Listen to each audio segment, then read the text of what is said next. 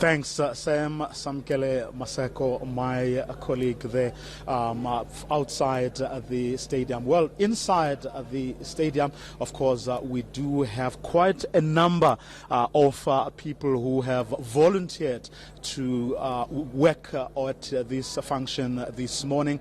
But the person who is ultimately responsible for the organization is the host, the provincial chairperson of the ANC, David Makura, who of course joins me now. Mr. Makura, good morning. Thanks very much for talking to us. Organizationally, are you confident that you will pull this one off today? Yes, certainly we will have over 100,000 people in the Ellis Park precinct. That's something in Gauteng we have done many times, especially when we host Siangoba rally. That's not a headache for me. What's the headache for you? My mind is on the 8th of May. We will easily get this place buzzing today to send a message that the ANC is ready for the 8th of May.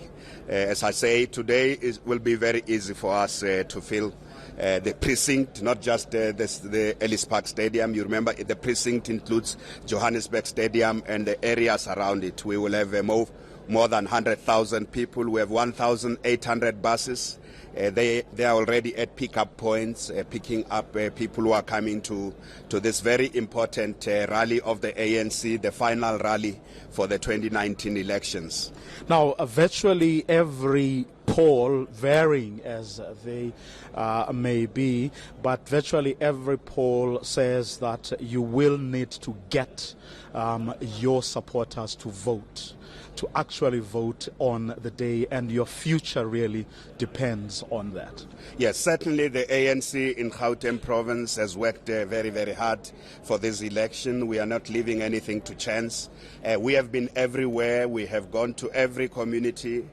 We have spoken to and engaged with every sector of the population, including the smallest of the sectors, to convey the message that coming out of our last conference, the Nasrec conference, the ANC is ready to address some of the fundamental issues that South Africans have been concerned about, including the renewal of the organization, but rebuilding the state institutions, fixing our economy.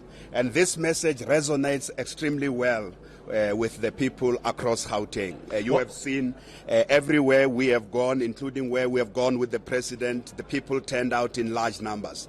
What did they say were the reasons many of them stayed away in the last election? There's no secret that the core supporters of the ANC were unhappy in the 2016 and 2014 elections. There's no reason about that, and these issues have been fully canvassed by the ANC around issues that were not going right in government, but also in the party. It has to do with the issues of corruption, which we're very clear in our manifesto what we're doing about that. And the president has already been taking a series of steps since 2018 to address those issues. And the good thing is that across the province, people are saying we can see that the ANC is taking action on these issues, but they want more action. They want a very strong, decisive action against those in our ranks who have strayed away from the principled path of the values of the ANC. But they also want us to take decisive action to fix the economy, to address unemployment, and to address poverty, levels of poverty and inequality. We know, regardless of the progress we have made, there's increased levels of inequality in our ranks, especially in a province such as Gauteng, where you have a large section of people who are living side by side with those who are extremely wealthy. So the message of the ANC is resonating extremely well with communities, especially people in the townships. They are fired up, and many of them are saying they are going to come out on the 8th. And if there's something that I'm spending sleepless nights with, is how do we make sure that on the 8th of May we have we have the queues that we have seen in 1994 across Gauteng, especially in the townships. Now, on a day you are supposed to show by the presence of the people you hope to bring in here that people have indeed heard your message. We're waking up to screaming headlines about some of your own leaders actually disorganizing your party. You look at newspaper headlines this morning about how former President Jacob Zuma, the current Secretary General of the ANC, were plotting to establish other political parties. Why would anyone want to do something like that? All I can say to you is that the entire leadership of the ANC is on the ground campaigning everywhere. You can see them. The issues that are in the newspapers, I can see them. They are not our preoccupation now.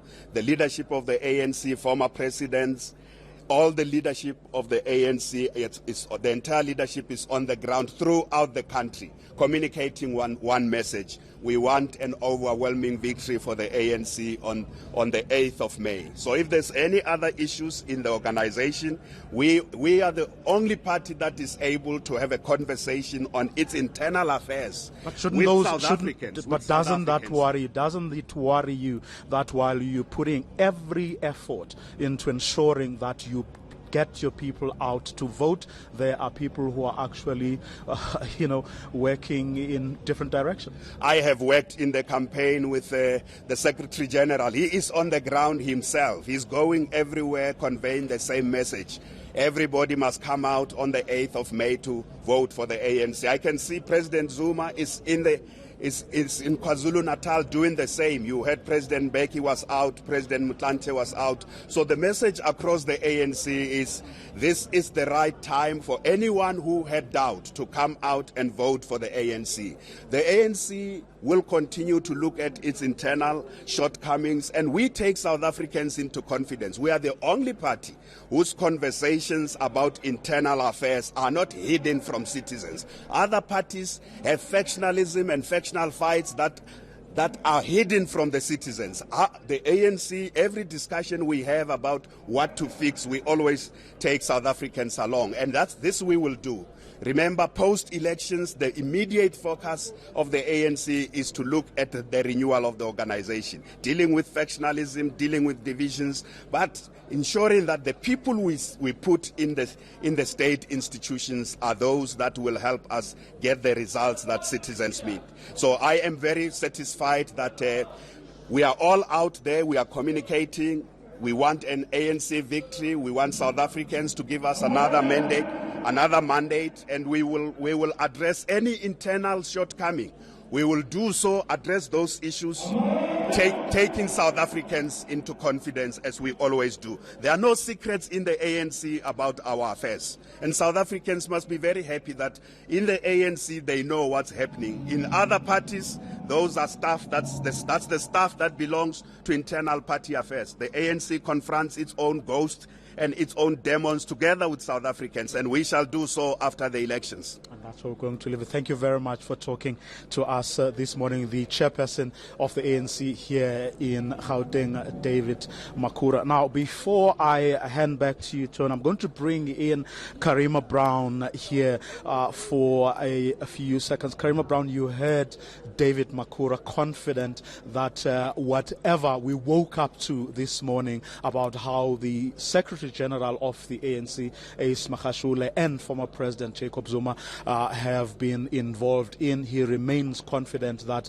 this too shall come to pass. As the ANC, they have a way of dealing with these matters. Right now, they are focused on ensuring that they bring people in here to show as a show of force, but also on Wednesday, they actually get those people to go and vote. Your thoughts? My thoughts is that Makhura is absolutely right. Their biggest challenge is to get those voters who didn't vote for them. Because remember, in 2016 with the municipal elections, people didn't just vote for, vote for other parties. They didn't go to the polls. So the ANC in Gauteng needs to bring their people out in the numbers that is required. That is their biggest challenge. And I think they've done a lot of work laying that ground. But the truth will only be revealed on that day. If you look at the ANC's internal poll, done by Professor Everett from the University of Witwatersrand, it puts the ANC at 56% in Gauteng. And Makura has been saying over and over they don't want coalitions, they don't want to bargain with other parties, they'd rather go to opposition benches. And of course the key question is when the realities of the numbers come in, one must see if they still have that resolve. But their internal poll puts them at about 58, which is remarkably different from where the the Institute of Race Relations puts them at. In Gauteng they put them at about 41. So you can see, of course, the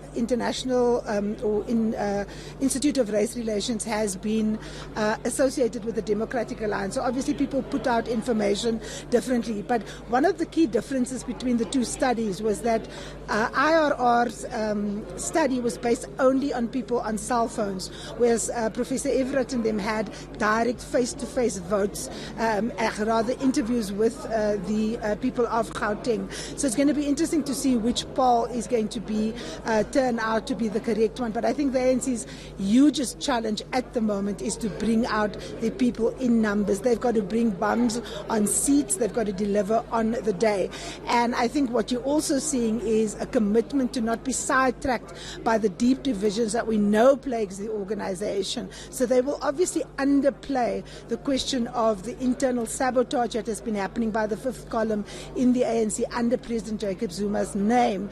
But I think what we're going to see is a very fast move, depending how large the majority is that Cyril Ramaphosa gets against those who have undermined the ANC. I see Ace Magashule, people like Jacob Zuma's political careers coming to a very quick end, depending on that margin with Cyril Ramaphosa after the 8th of May. Yeah, and that's what we're going to leave it for now. Karima Brown, of course, will be with us throughout the crossings this morning, as well as the broadcast, the live broadcast itself, which we will be taking live from here, the Ellis Park Stadium. For now, though, it's back to you, Tony, in the studio.